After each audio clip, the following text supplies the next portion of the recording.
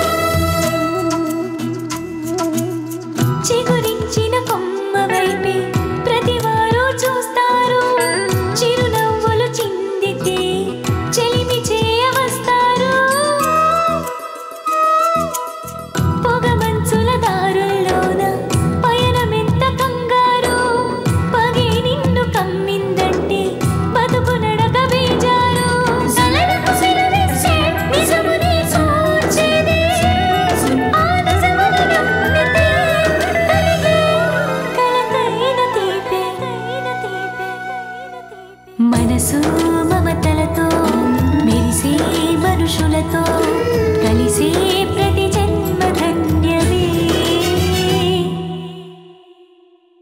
నా కలలన్నీ నిజమవుతాయని చెప్పకనే చెప్పావచ్చునా?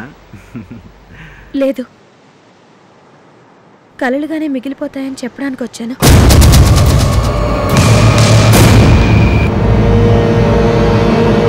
అర్చన, సారీ కృష్ణ గారు, నేను మీ ప్రేమను యాక్సెప్ట్ చేయలేను.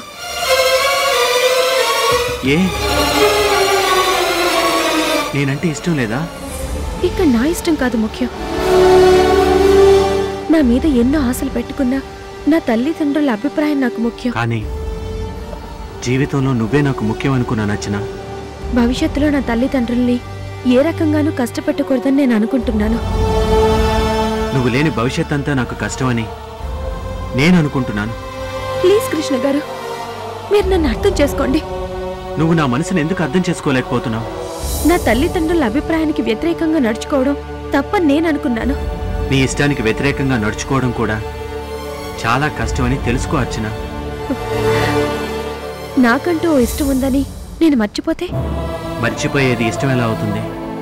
ఇష్టపడ్డవన్నీ సొంతం చేసుకోలేము అని అనుభవం నేర్పినప్పుడు మర్చిపోవడమే తగిన మందు అని నేను అనుకుంటున్నాను. అసలు మీ వాళ్ళు నన్ను ఎందుకు కాదనుకుంటున్నారో నేను తెలుసుకోవచ్చా? అంతస్తులు తేడా ఏమో అని నేను అనుకుంటున్నాను. నేను ఆ రోజు అంతస్తుల గురించి ఆలోచించలేదు. లగ్జరీ లైఫ్కి అలవాటు పడలేదు. నేను ఫలానా వాళ్ళ అబ్బాయినని చెప్పుకోవడం కంటే నేను ఫలానా అని చెప్పుకోవడం నాకు ఇష్టమని మీ నాన్నగారికి తెలుసు. ఆయనకేం తెలుసో ఏం తెలీదో నాకు తెలీదు. మన ఇద్దరు స్నేహాన్ని ఖచ్చితంగా వద్దన్నారు. అందుకే ప్రేమ విషయంలో మీ ఆలోచనలకి ఆశలకి ఫుల్ స్టాప్ పెట్టమని చెప్పడానికే నేను ఇక్కడికి వచ్చాను. ఇక మన మధ్య ఏ స్నేహం లేదని చెప్పడానికి నేను ఇక్కడికి వచ్చాను. నువ్వు చాలా తేలిగ్గా చెప్పావచ్చునా. నువ్వు చెప్తే చెవికెక్కించుకోవడానికి ఇది మామూలు విషయం కాదు, మనసుకు సంబంధించిన విషయం. నువ్వు చెప్పావనే నా మనసు నిన్ను ప్రేమించిందా? నువ్వు చెప్పగానే మర్చిపోవడానికి?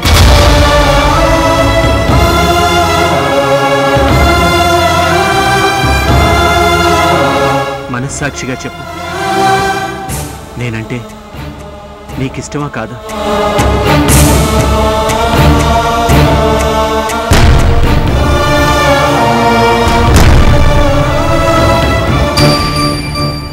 ఏంటి మాట్లాడు? ఏం మాట్లాడను?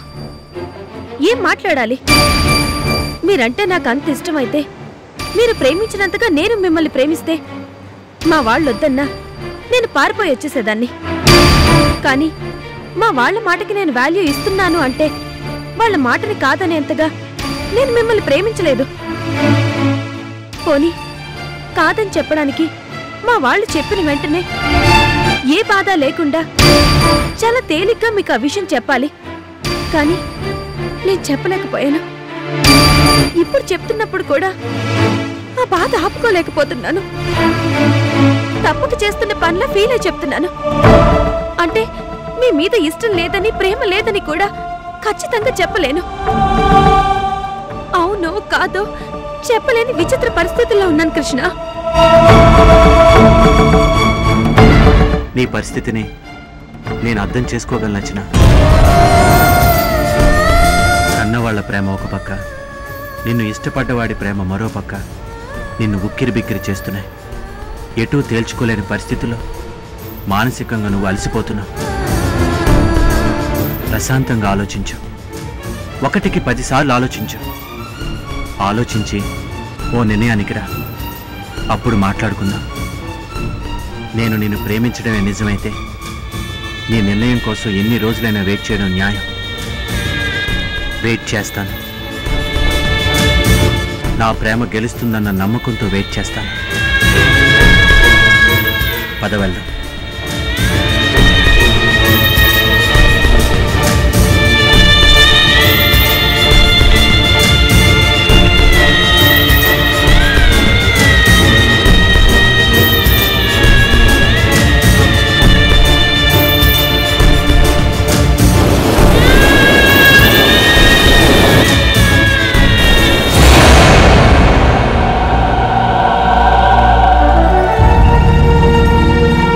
ఇక్కడే ఆపండి కృష్ణ గారు, ఇక్కడే. అదేంటచ్చినా, మీ ఇల్లు ఇంకా రాలేదుగా? ఇంటి వరకు డ్రాప్ చేస్తాను, బైక్ ఎక్కు. ఇంటి వరకు వద్దు కృష్ణ. ఓకే, నీ భయం నాకు అర్థమైంది.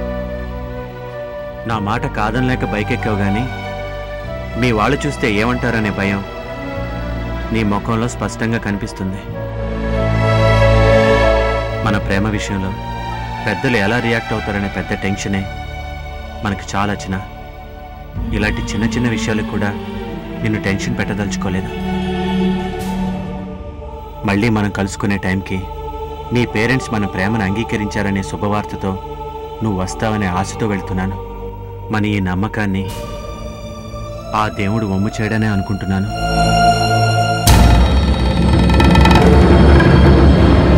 వస్తానచ్చినా.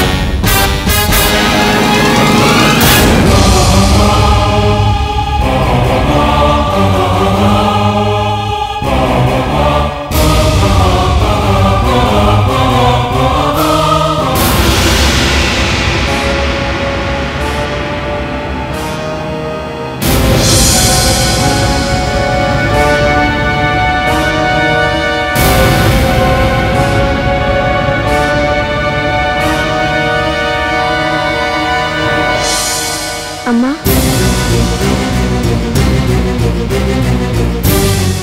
అమ్మా,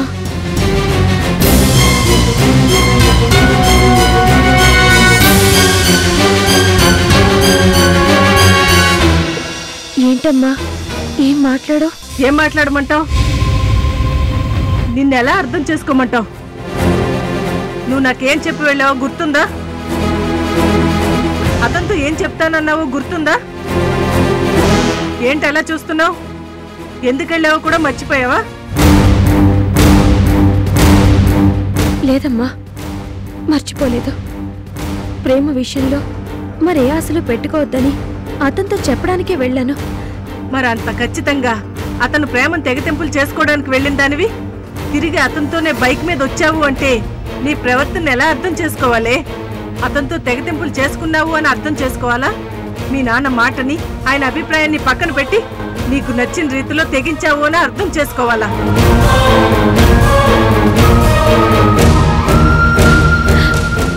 నాన్న మాటని గౌరవించి కృష్ణ ప్రేమని కాదని చెప్పడానికే వెళ్ళానమ్మా. కానీ నా మనసులో ఎక్కడో ఏదో తెలియని బాధ. నేను చేస్తున్నది తప్పో ఒప్పో తేల్చుకోలేని నాకే అర్థం కాని బాధ. అయితే నేను అతన్ని మనస్ఫూర్తిగా కాదనలేకపోతున్నానన్నది మాత్రం నాకు అర్థమైంది. నన్ను నేను మోసం చేసుకుంటున్నానని నాకు అర్థమైంది. చెప్తున్న మాట మనస్ఫూర్తిగా లేనప్పుడు చెప్పే లాభం లేదని నాకు అర్థమైంది. ఇన్ని అర్థమైంది దానివి మీ నాన్న మనసు నీకు అర్థం కాలేదా? ఆయన అభిప్రాయం నీకు అర్థం కాలేదా? ఆయన ఎందుకు భయపడుతున్నారో కూడా నీకు అర్థం కాలేదా?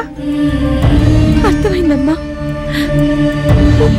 కానీ అప్పటికే నా మనసు నా చెప్పు చేతుల్లో లేదని నాకు అర్థమైంది.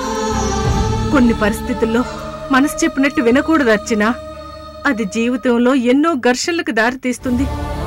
అలా ఊహించుకోవడం కూడా తప్పే కదమ్మా. మనుషుల నీచ బుద్ధికి ఘర్షణలు జరిగితే అందుకు మనసును తప్పు పట్టలేం కదమ్మా. అర్చన, నువ్వు వయసులో ఉన్న అమ్మాయివి. నీకు ఏది ప్రేమో ఏది ఆకర్షణో తెలీదు. ఆకర్షణ అయితే షికార్లకే ఇంపార్టెన్స్ ఇచ్చేవాడమ్మా. ఆకర్షణ అయితే ప్రస్తావన పెళ్లి దాకా తీసుకొచ్చేవాడే కాదమ్మా. ఆకర్షణ అయితే నేను మనస్ఫూర్తిగా ప్రేమిస్తున్నాను అనే కాన్ఫిడెన్స్ నాలో వచ్చేదాకా ఎదురు చూస్తానని చెప్పేవాడే కాదమ్మా. మా ప్రేమని పెద్దల ఆశీస్సులతో గెలవాలనే మా నిర్ణయంలో ప్రేమే ఉంది, ఆకర్షణ లేదమ్మా. అర్చన, నీ మీద నాకు పూర్తి నమ్మకం ఉందమ్మా. అందుకు రెట్టింపు నమ్మకం నాకు కృష్ణ మీద ఉందమ్మా. ఈ ఇంటికి అల్లుడయ్యే అర్హత ఎవరికైనా ఉంది అంటే అది ఒక కృష్ణకు మాత్రమే ఉంది. కానీ ఈ మాట మీ నాన్నగారి దగ్గర అంటే ఒప్పుకుంటారా? బైక్ మీద ఫ్రెండ్గా వెళ్ళావు అంటేనే ఒప్పుకోని మీ నాన్న ఇప్పుడు అతను నిన్ను ప్రేమిస్తున్నాడు అని, ఆ ప్రేమకు మీ నాన్నగారు అంగీకారం కావాలి అని అడిగితే ఆయన ఊరుకుంటారా? ఊరుకోరని నా గుండెల్లో ప్రేమను దాచుకోమంటావా? అడకద్దరిలో పోకచెక్కలా అయిందమ్మా నా పరిస్థితి. ఇటు నీ ఆశ తెలుసు, అటు ఆయన ఆవేశము తెలుసు. ఆయన్ను ఒప్పించలేను, నిన్ను నొప్పించలేను. నాన్నని ఎవరైనా ఒప్పించగలరు అంటే అది నువ్వేనమ్మా. నువ్వు కృష్ణను ప్రేమించావు అని చెప్పి ఆయన కోపానికి నిన్ను బలి చేయలేను అర్చన. పోనీ కృష్ణే నన్ను ప్రేమిస్తున్నాడని చెప్పమ్మా. తన ప్రేమకి పెద్దల ఆశీస్సులు కోరుకుంటున్నాడని చెప్పు. నీ అభిప్రాయం కూడా నాన్నతో చెప్పి ఎలా అయినా నాన్న చేత అవుననిపించమ్మా, ప్లీజ్. ఆయన మనస్తత్వం తెలిసిన భార్యగా చెప్తున్నాను. నీ ప్రేమ విషయంలో ఆయన చేత అవుననిపించలేను. ఇక వెళ్ళి చెప్పడం అంటావా? నీ మీదున్న ప్రేమతో చెప్పడానికే చూస్తాను, అంతే.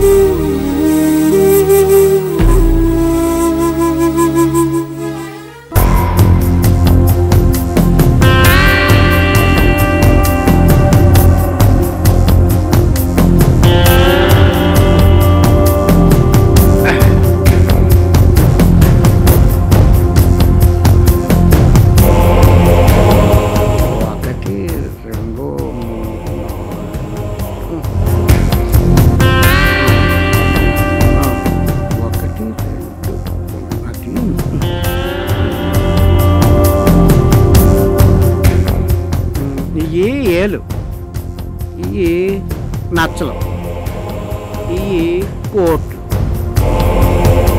రొయ్యి వ్యాపారంలో వచ్చిన డబ్బులు 1,10 నచ్చలు. ఇళ్ల స్థలాల అమ్మకంలో వచ్చిన డబ్బులు 1,25 నచ్చలు.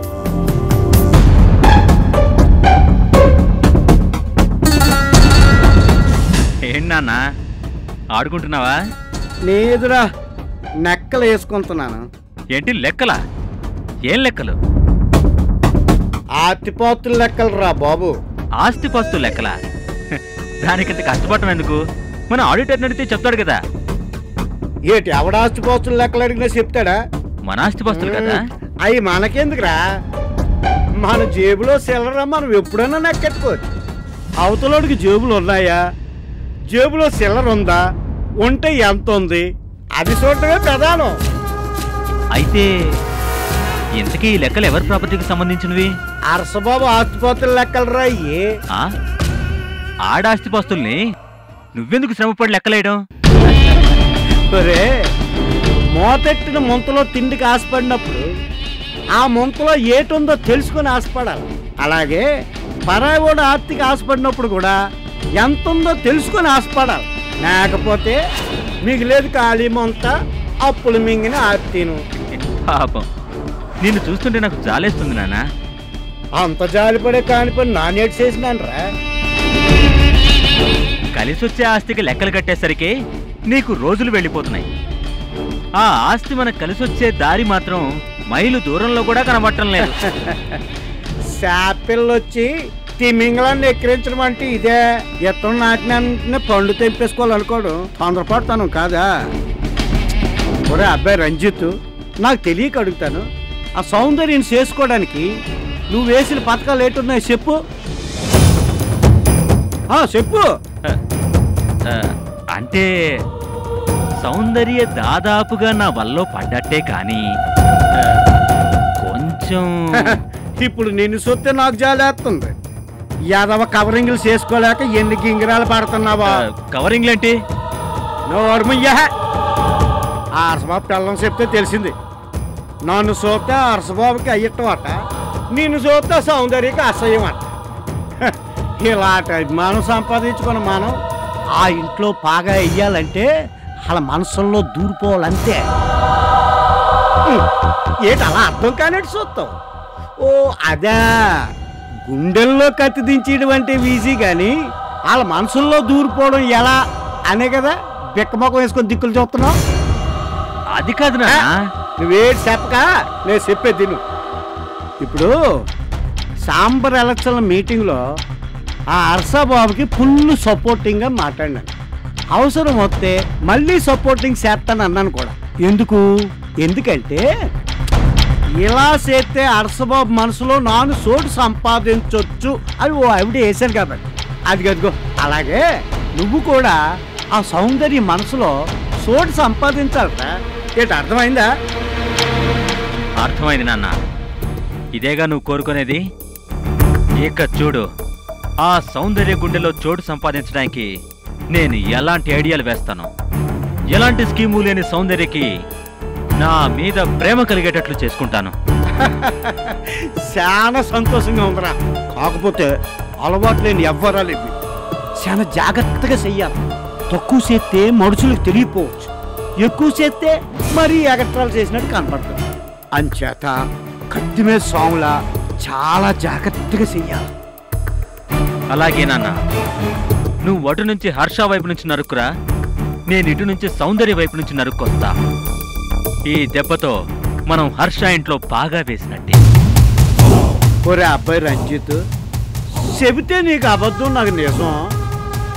మనం వేసిన ఈ పథకం సక్కంగా కుదిరినది అనుకో, వచ్చే ఏడాది ఈ పాటికల్లా నువ్వు ఆ సౌందర్యతో ఆనిమునికి వెళ్ళిపోతావు. నువ్వు అలాగే ఫిక్స్ అయిపోనానా? ఇక నుంచి నేను ఆ పనిలోనే ఉంటాను. నువ్వు చెప్పింది విన్న తర్వాత అతను కరెక్ట్ పర్సన్ అనిపిస్తుంది. ఏంటే నీకు అనిపించేది? అతను ఐ లవ్ యూ చెప్పిన తర్వాత చెప్తానే అంటే కాదు ముందే వెళ్ళి చెప్పు అని నా బుర్ర తిన్నావు. వెళ్తే ఏమైంది? ఇది రిజల్ట్. అరే, నా అంతటా నేను ఐ లవ్ యూ చెప్తే ఎగిరి గంతేయాల్సింది పోయి మనం స్నేహితులుగానే ఉందామంటాడా? ఎందుకంటే వాళ్ళ డాడీ మా డాడీ ఫ్రెండ్స్ అంట, నన్ను ఫ్రెండ్ గానే చూస్తాడంట. అదే నన్ను ఒప్పించడానికి చెప్పినట్లేదు. ఏదో తన అభిప్రాయం తక్కువ చెప్పేసి వెళ్ళిపోయాడు. ఇప్పుడు కూడా అతను చెప్పింది నీకు కరెక్ట్ అనిపిస్తుందా? అతను చెప్పింది కరెక్ట్ అనలేదే, అలా చెప్పిన మనిషి నీకు కరెక్ట్ అంటున్నాను. నేను అసలే చాలా ఇరిటేషన్ లో ఉన్నాను. అర్థం కాకుండా వాగావంటే నిన్ను చంపినా చంపేస్తాను. అర్థమయ్యేటట్టు చెప్పవే. అది కాదే, అతను చెప్పిన విషయాన్ని ఇంకాస్త లోతుగా వెళ్ళి ఆలోచించు. నువ్వు ప్రేమిస్తున్నానంటే వద్దు, ఫ్రెండ్స్ గానే ఉందాం అన్నాడు. ఎందుకు? వాళ్ళ డాడీ మీ డాడీ ఫ్రెండ్స్ కాబట్టి. మీ లవ్ మ్యాటర్ పెద్దవాళ్ళకి తెలిస్తే మీ ఫ్యామిలీస్ మధ్య స్నేహం పోతుందని అలా అనుంటాడు. అవునా? అదే కావచ్చు. అయితే ఏంటే, మీ డాడీ దగ్గర బిజినెస్ ట్రిక్స్ నేర్చుకోవడానికి వీలుండదు కదా. అయితే అంటే ఏంటే, అతనికి ప్రేమ కన్నా బిజినెస్ ముఖ్యం అనుకుంటున్నాడు. అంటే అతని కెరీరే అతనికి ముఖ్యం. ఓ అందమైన ఆడపిల్ల ప్రేమిస్తున్నానంటూ ఏ కుర్రాడు వెంట పడినా ఓకే అనేసి షికార్లకు రెడీ అయిపోయే ఈ రోజుల్లో ఫ్యూచర్ గురించి ఆలోచించాడంటే చాలా రియలిస్టిక్ పర్సన్ అన్నమాట. అలాంటి మనిషితో ముడిపడితేనే నీ ఫ్యూచర్ బాగుంటుంది. ఫ్యూచరే ముఖ్యమనుకుంటున్న ఆ మనిషికి ఫ్యూచర్ అంటే నువ్వే అనిపించు. నువ్వు లేకపోతే అతనికి ఫ్యూచరే లేదనే భ్రమలో దించు. తిప్పి తిప్పి మళ్ళీ అక్కడికే వచ్చావా? అతనితో ఫ్యూచర్ పంచుకుందామనే కదా అతనికి నేను ప్రపోజ్ చేసింది. అందుకు అతను కాదన్నాడనే కదా నేను ఇలా ఫీల్ అవుతున్నాను. నేనన్నది నువ్వు అర్థం చేసుకోవట్లేదే. ప్రేమ స్టేజ్ దాటి పెళ్లి స్టేజ్కు వెళ్ళమంటున్నాను. అంటే ఈసారి వెళ్ళి నన్ను పెళ్లి చేసుకోండి బాబు అని ఏడవమంటావా? నీ ప్రేమ సంగతి మీ మమ్మీ డాడీలకు చెప్పమంటున్నాను. నువ్వేమడిగినా ఇచ్చే మీ మమ్మీ డాడీలు నువ్వు కోరుకునే గొప్ప సంబంధాన్ని తప్పకుండా కుదుర్చుకుంటారు. నువ్వు కోరుకున్న వాడికే నిన్నిచ్చి పెళ్లి చేస్తారు. లేదు లేదు, తన పర్సనల్ మ్యాటర్స్ లో ఆ గాడ్ ఎంటర్ అయినా ఊరుకోను అన్నాడు. ఇక మా డాడీ ఎంటర్ అయితే ఊరుకుంటాడా? ఇది జరిగే పని కాదు. పెద్దవాళ్ల స్నేహానికి వాల్యూ ఇచ్చాడంటే పెద్దవాళ్ళని తప్పనిసరిగా గౌరవిస్తాడు. కొంచెం డీప్ గా అతని సైకాలజీ అర్థం చేసుకో. ఒక పక్క గురువు లాంటి బాస్, మరో పక్క కన్న తండ్రి. మీ పెళ్లిని ఓకే చేస్తే కాదనే ధైర్యం ఆ కృష్ణకుండద్దు. ఒకవేళ ఆ ధైర్యం కృష్ణకున్నా పెద్దవాళ్ల మీద ఉన్న గౌరవం అతని నోరు నొక్కేస్తుంది. నీ మెల్లో అతని చేత తాళి కట్టిస్తుంది. ఏమంటావ్? నిజమేనే, తవ్వితేనే వజ్రం దొరికేది. వజ్రం కావాలంటే ఎంత లోతైనా తవ్వి తీరాలి. తవ్వుతాను. ఆ వజ్రాన్ని ఈ చేతుల్లోకి లాక్కోవడానికి ఎంత లోతైనా ఎటు నుంచైనా నరుక్కొస్తాను.